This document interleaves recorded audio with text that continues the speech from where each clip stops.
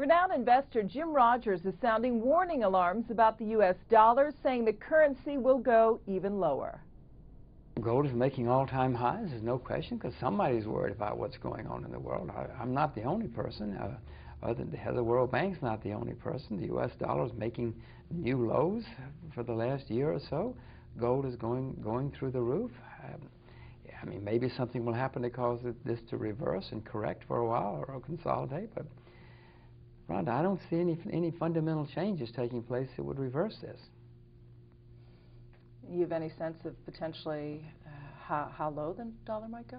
I know you don't like to think short term, but it's my duty to I'm not any good at short term, but I will tell you that the pound sterling went down 90%, at least 90% from top to bottom. Now, that didn't happen in a week or a year or a decade even. It went down over a long period of time. Why not?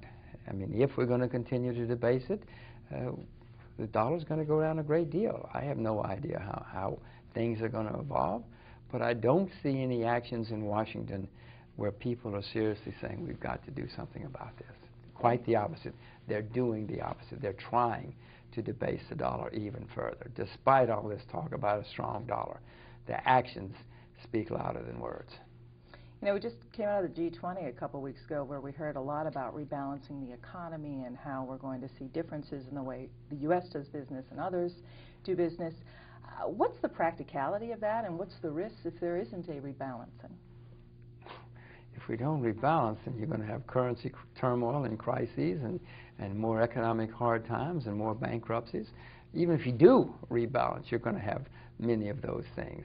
No, the world has a lot of imbalances, huge excesses over the past 10 or 20 years in America and other parts of the world.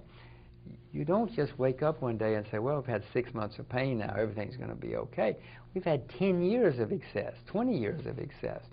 That's got to be sorted out, and it doesn't happen overnight. Which economies, when you look at, are you most concerned about? Which are you most bullish about other than China? Well, the UK and the US are the gigantic debtors in the world, but there are many other places that have potential problems. Argentina, Latvia, Ukraine. I mean, I can go on and on.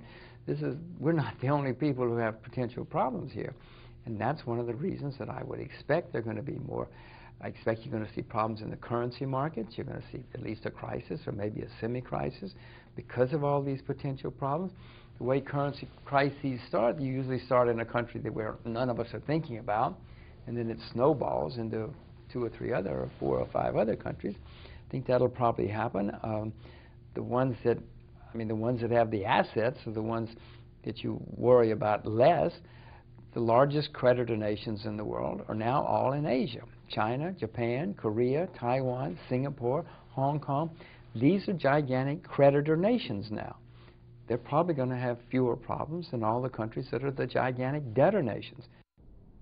Speaking yesterday at an ETF securities conference in New York, Rogers said the U.S. government bond market will be the next bubble to burst due to unsustainable borrowing. This is Reuters.